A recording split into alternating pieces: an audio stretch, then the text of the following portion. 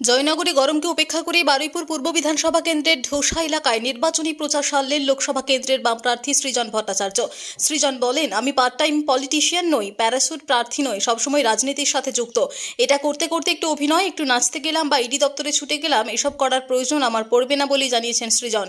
সৃজন জানান, বারুইপুরকে জেলা সদর করতে হবে, মানুষের 100 দিনের কাজের অধিকার ফিরিয়ে আনতে হবে। এইসব অধিকার রক্ষায় মানুষ যাদবপুর কেন্দ্রে তাকে জেতাবে বলেই জানিয়েছেন সৃজন। বলে যাচ্ছে কিন্তু পরে পাবো তো, যেটা নিয়ে যাদবপুরের বিগত সংসদদেরও অভিজ্ঞতা হয়ে আছে এখানকার মানুষ। আমি পার্ট টাইম পলিটিশিয়ান নই, আমি প্যারাশুট ক্যান্ডিডেট নই, আমি সর্বক্ষণ রাজনীতি করি, এটাই আমার কাজ। আমরা যারা এই কাজটা করি, আমাদের পার্টি নির্দিষ্টভাবে এই কাজের জন্য আমাদেরকে অ্যাসাইন করেছে এবং আমি একটুখানি রাজনীতি করে নিলাম, একটু অভিনয় করে নিলাম, একটু নেচে নিলাম, একটু ইডির দপ্তরে ছুটে গেলাম, এই সব করার প্রয়োজন আমার পড়বে না। ফলত আমি 24 ঘন্টা মানুষের জন্য কাজ করার চেষ্টা করব, সেই চেষ্টা মানুষ সেই ভরসা দেখাবেন এই আশা রাখি।